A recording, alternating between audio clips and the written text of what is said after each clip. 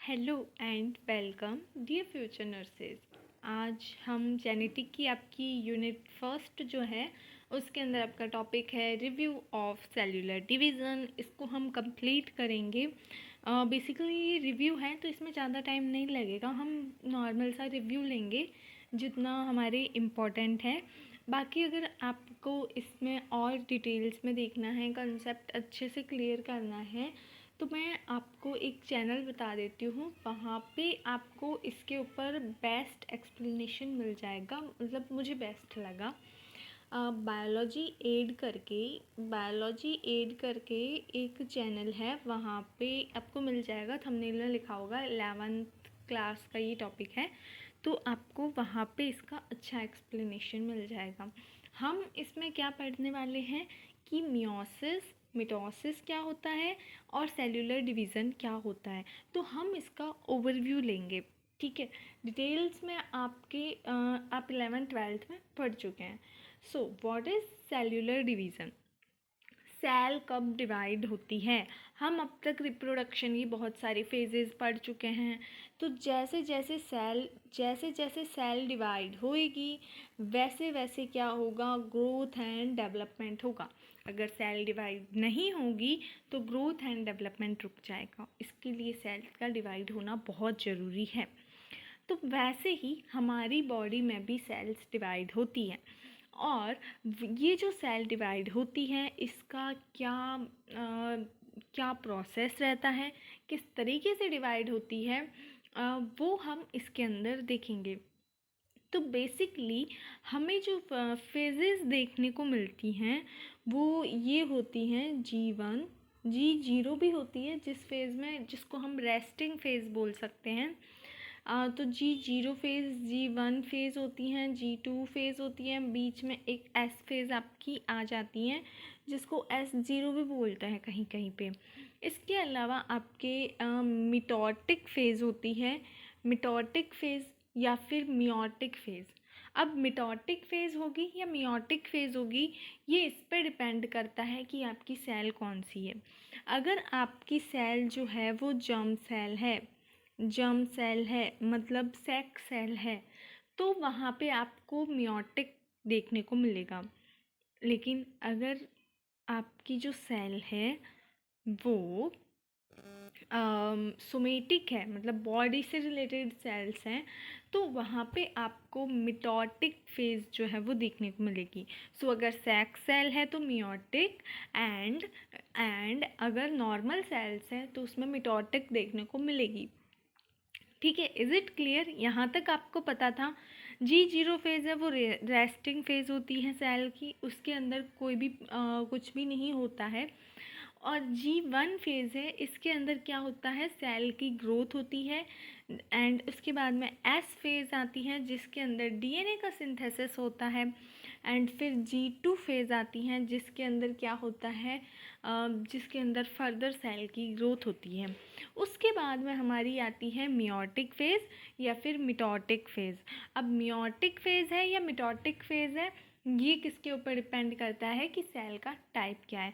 अगर मान लो मिटोटिक फेज़ आ गई तो उसमें सबसे पहले क्या होगा, मिटोसिस होगा, फिर साइटोकाइनेसिस होगा। मतलब जो सेल है वो पूरी तरीके से डिवाइड हो जाएगी, दो भागों में बढ़ जाएंगी। साइटोकाइनेसिस मतलब उसका साइटोकाइन क्या होता है, सेल के अंदर का जो मटेरियल है वो, और अब वो डिवाइड हो गया तो उसको बोलेंगे साइटोकाइनेसिस। ये जो है ये फिर इसके बाद में क्या होता है, हमें दो डॉटर सेल्स मिलती हैं। बहुत कर दिया ना, दो डॉटर सेल्स मिलती हैं। किससे मिलती हैं? मिटोटिक फेज से। तो ये आपका पूरा का पूरा सेल्यूलर सेल का ओवरव्यू है, सेल्यूलर डिवीज़न का ओवरव्यू है।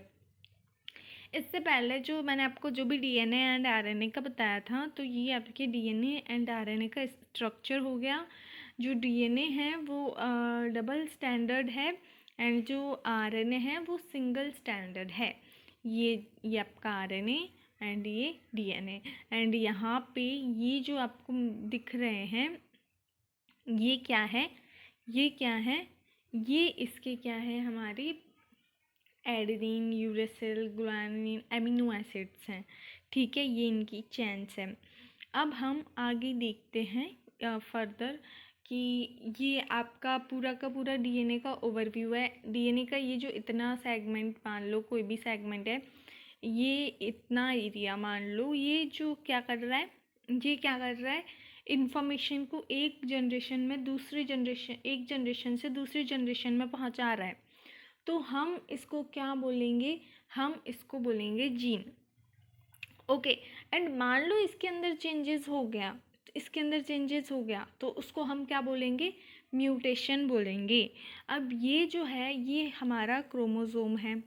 अब इस क्रोमोसोम में ये डीएनए का इतना सा पार्ट बिल्कुल इस तरीके से आप देख सकते हो कि इतना सा ही होता है, बड़ा सा डीएनए, उसके अंदर ये इतना सा ही मैटर जो है, आप बोल सकते हैं कि क्रोमोसोम के अंदर जो डीएनए, एक डीएनए ही नहीं होता, there are a group of DNA and इसके अंदर बहुत सारे जीन्स होते हैं।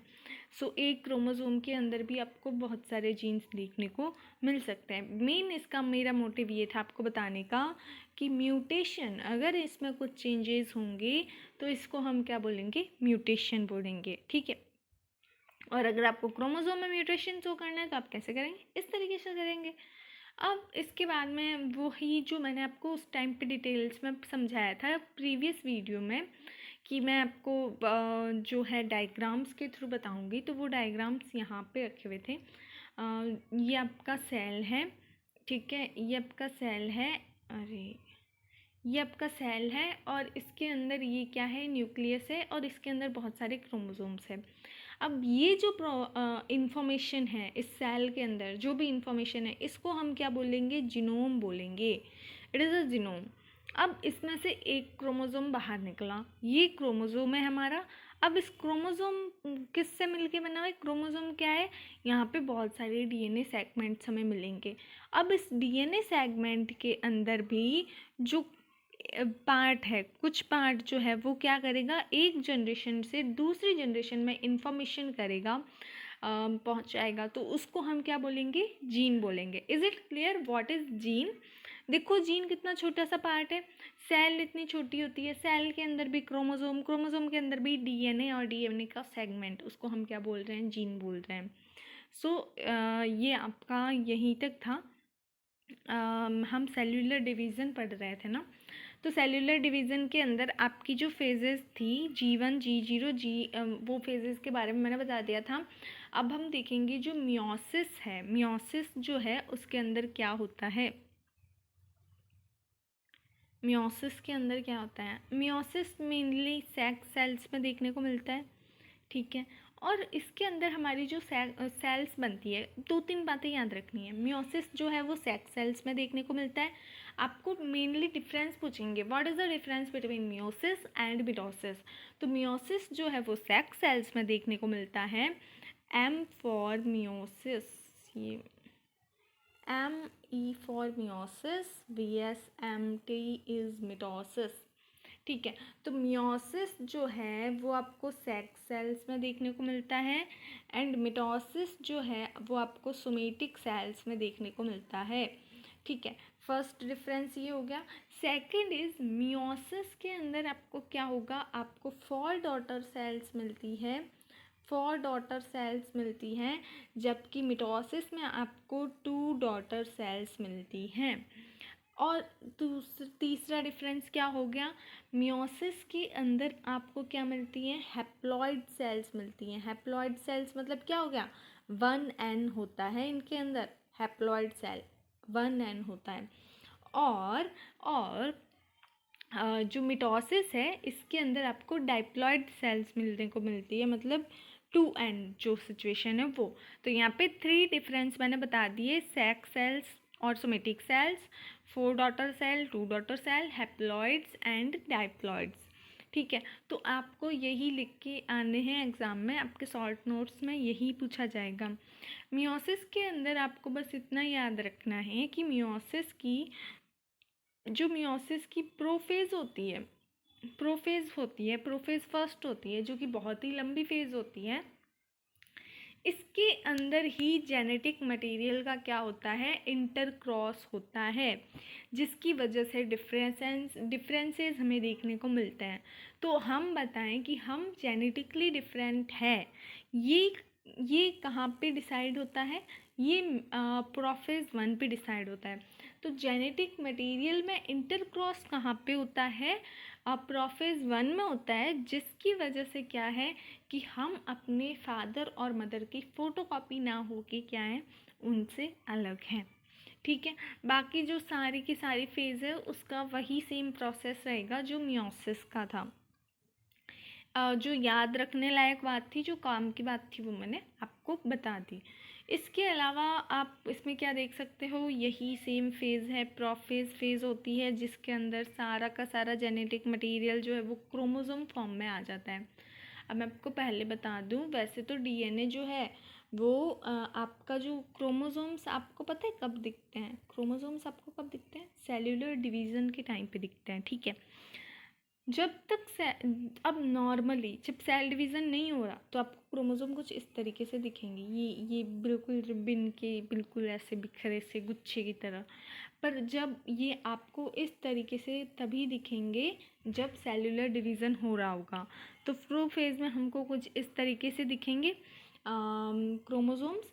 एंड उसके बाद में एक जो मेटा प्लेट होती हैं, जिसको हम मेटा प्लेट बोलते हैं, वहाँ पे सारे के सारे जो क्रोमोसोम्स हैं वो आ जाते हैं सेल के बीचों बीच में। ये हमारा मेटाफेज में होता है। फिर एनाफेज में क्या होता है कि जो डीएनए के जो ये जो क्रोमोसोम्स हैं वो क्या हो जाते हैं, जो है वो अलग अलग हो जाते हैं। लेकिन ये कहाँ किससे जुड़े रहते हैं, सेंट्रोमेयर से जुड़े हुए रहते हैं। और उसके बाद में आपकी आती है टीलोफेज, जिसके अंदर इनका जेनेटिक मटेरियल अच्छे से डेवलप हो चुका होता है और क्लीवेज बनने लगता है। क्लीवेज मतलब क्या, ये जो आपको यूँ दिख रहा है इसको क्लीवेज बोलते हैं। ठीक है, फिर साइटोकाइनेज में क्या होता है कि दोनों ही डिफरेंट हो जाते हैं, अलग हो जाते हैं, और वहाँ से हमें 2 डॉटर्स फेज मिल जाती हैं, सेल्स मिल जाती हैं, सॉरी। तो ये आपका जो भी था मैंने ओवरव्यू दे दिया, और बाकी आपको मेन इसके अंदर जो चीज़ें पूछेंगे वो मैंने बता दी। डिवीज़न मतलब दोनों के अंदर क्या डिफरेंस है वो पूछ सकते हैं। दूसरा, जेनेटिक मटेरियल का जो इंटरफेरेंस है वो कहाँ कौन सी वाली फेज़ में होता है, प्रोफेज 1 के अंदर होता है, मियोसिस एंड मिटोसिस के अंदर डिफरेंस पूछेंगे बस। इसके अलावा आपके सेल डिवीज़न में से कुछ आएगा नहीं। ये मैंने आपको बता, ये जो मैं क्लीवेज का बता रही थी इसको क्लीवेज फरो बोलते हैं। ठीक है, क्लीवेज फरो, ये जो इस तरीके से फॉर्म हो रहा है इसको बोलेंगे। ठीक है, और इट इज़ कॉन्ट्रैक्टाइल रिंग, इसकी वजह से क्या बनते हैं, 2 सेल्स जो है वो डेवलप हो जाती हैं। और ये जो डिफरेंस है ये मैंने अब यहाँ पे लिखवा बता तो उस टाइम दिया था, तो यहाँ पे भी लिखा हुआ है। जो एक मैंने नहीं बताया वो क्या था, completed in a single stage. जो मिटोसिस हमारा है वो सिंगल स्टेज में हो जाता है, जबकि मियोसिस में आपको किसकी ज़रूरत पड़ती है, 2 स्टेजेस जो है वो इन्वॉल्व होती है। तो 3 पहले बताए थे, चौथा डिफरेंस ये हो गया, और 5वां डिफरेंस क्या हो गया, प्रोफेज जो है वो लॉन्ग टाइम तक किस में होती है, लॉन्ग ड्यूरेशन किस में होता है, हमें इसका मिटोसिस में तो इसका क्या देखने को मिलता है, शॉर्ट ड्यूरेशन, और लॉन्ग ड्यूरेशन किस में देखने को मिलता है, मियोसिस में। तो 5 डिफरेंस हो गए। सेक्स सेल्स में होता है, रिप्रोडक्टिव सेल्स में होता है, एक में आपको 4 डॉटर सेल मिलेगी, एक में 2 डॉटर सेल मिलेगी, और एक के अंदर आपका क्या होता है, हैप्लॉइड जो है वो सेल्स देखने को मिलेगी, और एक में डिप्लॉयड सेल देखने को मिलेगी। फिर क्या है, एक सिंगल स्टेज में कंप्लीट होता है और एक में 2 स्टेज की ज़रूरत होती है। एक में प्रोफेज जो है वो लॉन्ग टाइम तक चलती है और एक में प्रोफेज शॉर्ट टाइम तक चलती है। ये 5 डिफरेंसेस हो गए। अब आपका शॉर्ट नोट में आप इसका आंसर अच्छे से लिख सकते हो। सो ये आपके शॉर्ट नोट में आता है, इससे ज़्यादा कुछ नहीं है। सो ये आपका टॉपिक यहाँ पे कंप्लीट होता है। मैंने पता नहीं इतना टाइम क्यों लगा दिया। अब हम पढ़ेंगे कैरेक्टरिस्टिक्स ऑफ जीन, मतलब जीन के क्या क्या कैरेक्टरिस्टिक्स हैं। ठीक है, तो जीन जो है उसको हम अच्छे से पढ़ चुके हैं। इसको एक काम करते हैं, न्यू वीडियो से स्टार्ट करते हैं ना, क्योंकि टाइप्स ऑफ जीन हैं, बहुत सारी चीज़ें हैं। तो इसको हम न्यू वीडियो में कंप्लीट कवर करेंगे। तब तक के लिए thank you very much. Thank you.